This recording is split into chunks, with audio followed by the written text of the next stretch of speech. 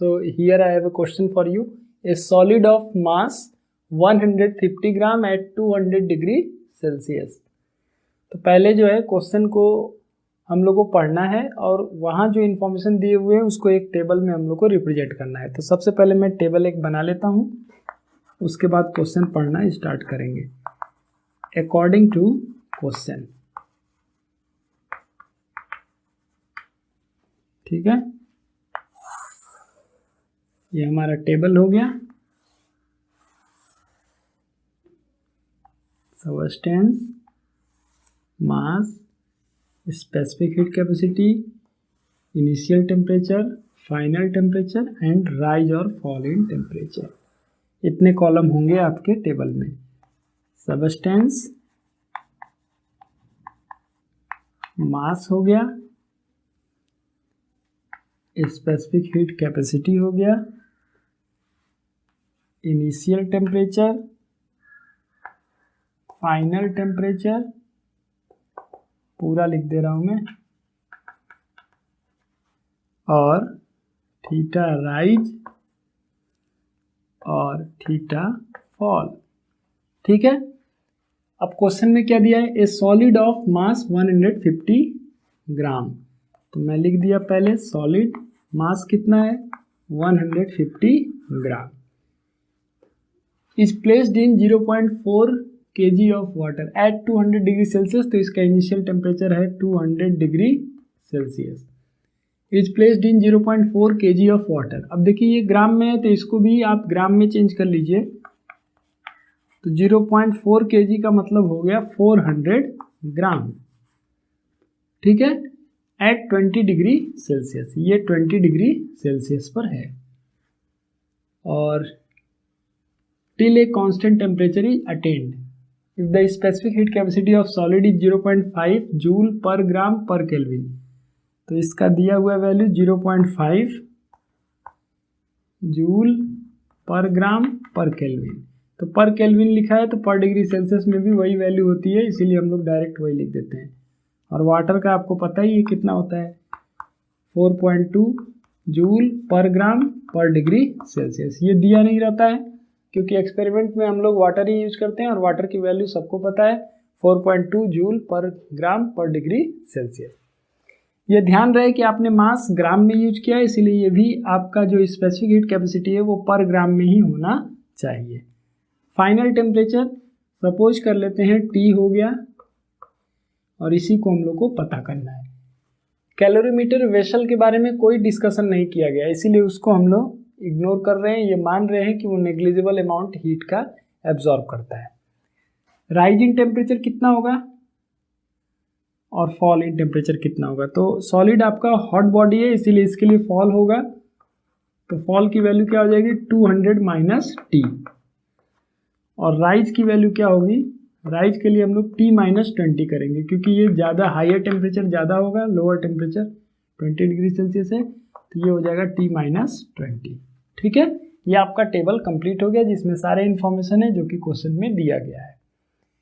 अब हमें principal of calorimetry apply कर देना है अकॉर्डिंग टू प्रिंसिपल ऑफ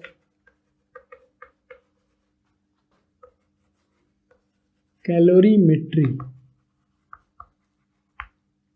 क्या है प्रिंसिपल?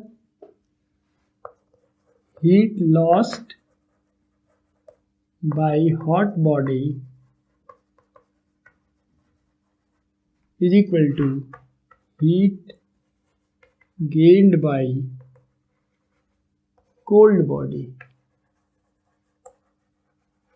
अब यहाँ क्लियर ही है आपको कि हॉट बॉडी 200 डिग्री सेल्सियस वाला होगा, कोल्ड बॉडी 20 डिग्री सेल्सियस वाला। तो चलिए, हीट लॉस्ट का फॉर्मूला क्या होगा? mc theta fall. किसके लिए? हॉट बॉडी के लिए। और हीट गेन क्या होगा? mc theta r, cold body. देखिए मास कितना दिया हॉट बॉडी का 150 into specific capacity 0.5 into fall in temperature 200 minus T is equal to क्या होगा ये आपका 400 है into 4.2 into T minus 20। Solve कर दिया जाए, ये कितना हो जाएगा 150 इंटू 5/10 इंटू 200 माइनस टी, और इसको मैं लिखूंगा 400 माइनस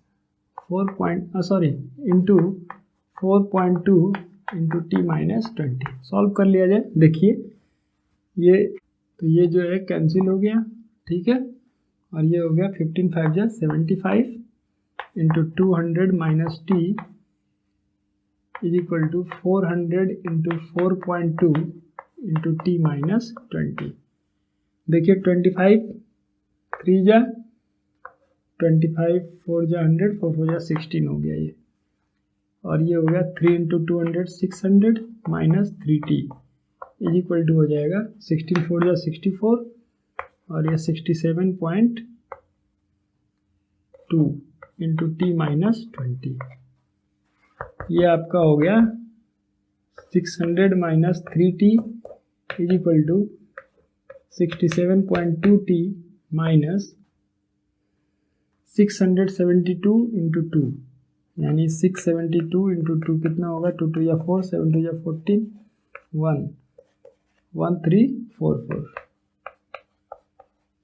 ठीक है, ये हो गया आपका कितना 600 plus 1344 is equal to 70.2t। ये 3t उधर जाएगा तो ऐड हो जाएगा, ठीक है। तो ये कितना हो गया आपका 1944 is equal to 70.2t। 1944 upon 70.2 is equal to t।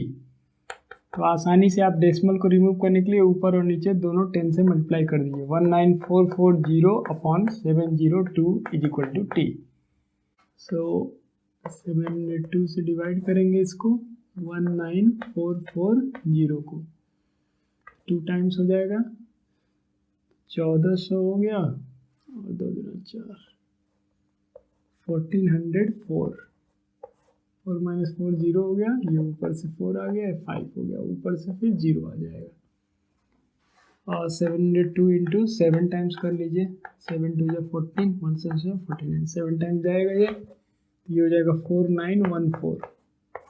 10 minus 4 6 9 minus 1 8 and 3 4, ऊपर से 0 आ गया, ठीक है। 0 नहीं आएगा, ये डेसिमल हो जाएगा, तब ये 0 आएगा, और ये 6 टाइम जाएगा। So the value is t is equal to 27.6 degree Celsius. This is your answer, ठीक है। तो देखिए सिंपल सा क्वेश्चन है, टेबल बनाइए, फिर प्रिंसिपल ऑफ कैलोरीमेट्री अप्लाई करिए, आसानी से सॉल्व हो जाएगा, ठीक है ना, बहुत आसानी से सॉल्व। वे क्वेश्चन और देखते हैं जिसमें हम लोग को कैलोरीमेट्री का जो प्रिंसिपल ऑफ कैलोरीमेट्री है उसमें हम लोग हीट गेन्ड बाय बॉडी में कैलोरीमीटर और कोल्ड बॉडी दोनों को कंसीडर करेंगे, ठीक है ना। मतलब कि एक और चीज़ आपका बढ़ जाएगा, हॉट बॉडी होगा, cold body present in calorimeter होगा, और तीसरा आपका कैलोरीमीटर खुद होगा। वैसा क्वेश्चन एक हम लोग करके देखते हैं जिससे कि ये कॉन्सेप्ट फुल्ली हमारा क्लियर हो जाए। तो ये हमारा दूसरा क्वेश्चन है जिसमें हम लोग थर्मल कैपेसिटी कैलकुलेट करेंगे, ठीक है।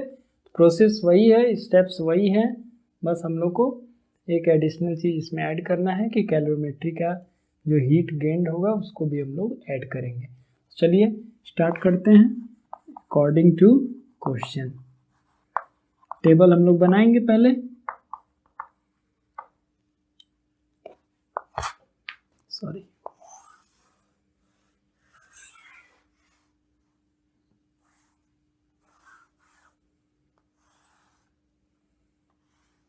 पहला चीज हो गया substance,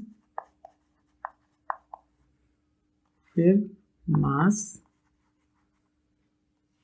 specific heat capacity, initial temperature, final temperature and rise और फॉल इन टेम्परेचर, राइज और फॉल, ठीक है। चलिए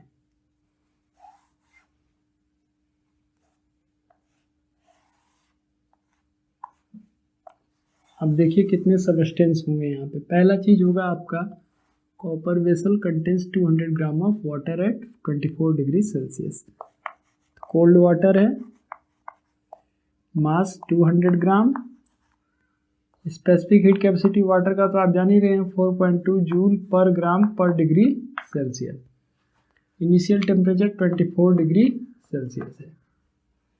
when 112 gram of water at 42 degree Celsius, तो यानी हॉट वाटर जिसका कितना मास है, मास देखिए 112 ग्राम, और स्पेसिफिक हीट कैपेसिटी वही होगी, और इसकी टेम्परेचर है 42 डिग्री सेल्सियस। ठीक है ना, ठंडे पानी में गर्म पानी मिलाया गया है। The resultant temperature of water is 30 degree Celsius, यानी रिजल्टेंट यानी फाइनल टेम्परेचर कितना हो गया 30 degree Celsius, 30 degree Celsius. Calculate the thermal capacity of calorimeter. देखिए यहाँ पे थर्मल कैपेसिटी की बात कर रहा है, तो हम लोग को एक एडिशनल चीज इसमें जोड़ना होगा, कैलोरीमीटर।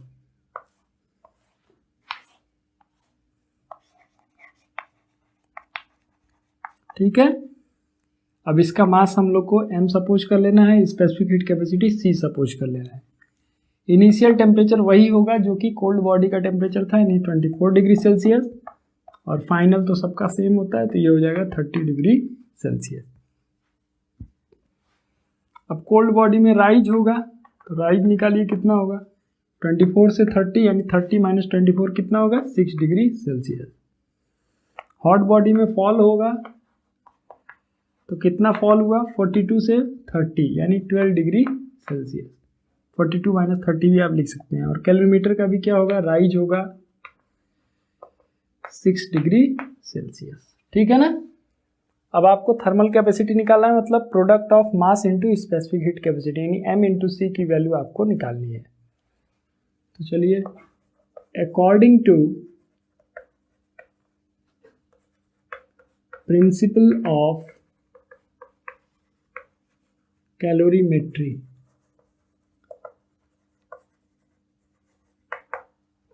क्या है, heat lost by hot body is equal to heat gained by cold body. ठीक है, तो हॉट बॉडी सिर्फ एक है, कोल्ड बॉडी दो अब हो जाएंगे। एक तो आपका वाटर जो पहले से प्रेजेंट था, दूसरा कैलोरीमीटर। तो m c theta f hot body is equal to m c theta rise cold body plus m c theta rise of calorimeter. ठीक है, फटाफट वैल्यू रख देना है, क्वेश्चन सॉल्व हो जाएगा। तो हॉट बॉडी के लिए देखिए मास है 112 इंटू स्पेसिफिक हीट कैपेसिटी वही होगा 4.2 इंटू फॉल इन टेम्परेचर कितना है 12 है, is equal to cold water का देखिए कितना है 200 है, 200 इंटू 4.2 इंटू राइज कितना है 6 है, और इसके लिए हो जाएगा m इंटू सी इंटू 6। ठीक है, तो ये आपका हो गया, मल्टीप्लाई कर लीजिए, पूरा करना होगा हम लोग को। 112 इंटू 12, 12 टू जा 24, 2, 12 1 जा 12, 2 14, ये हो गया 1344 इंटू 4.2 करना है, 2 4 जा 8, 2 4 जा 8, 2 3 जा 6 एंड 2, 4 4 जा 16, और ये 17 हो गया 1 1, 8 8 6 14, 4 1 14 1,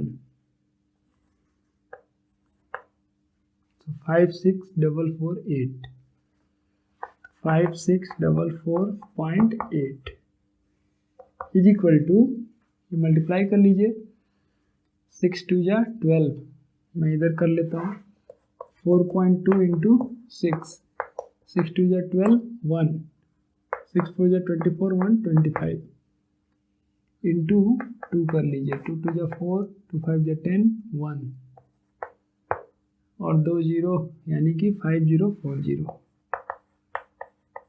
plus 6 into M into C. तो ये इधर आएगा, सब्ट्रैक्ट हो जाएगा 5644.8 minus 5040 is equal to 6 into M into C. तो सब्ट्रैक्ट कर लीजिए, कितना आएगा 5644.8 माइनस 5040, 8 आ गया, 4 आ गया, 0 हो गया और 6 हो गया, यानी 604.8 is equal to 6 into M into C. अब क्या होगा, ये 6 से डिवाइड हो जाएगा, is equal to M into C. M into C को ही तो हम लोग कहते हैं थर्मल कैपेसिटी। तो पहले मैं लिख दूंगा पहले एम इंटू सी, और यही वैल्यू जो आएगी वही हो जाएगी आपकी थर्मल कैपेसिटी। यही हो जाएगा आपका थर्मल कैपेसिटी। ठीक है, थर्मल कैपेसिटी मतलब mass into specific heat capacity. कई बार मैंने बताया था आपको। अब डिवाइड कर लीजिए, 604.8 डिवाइडेड बाई 6, 6 1 जा 6 कैंसिल हो गया, ये 0 हो जाएगा, ऊपर से 4 आया, फिर 0 लेना होगा, फिर 4 हो गया 0.8।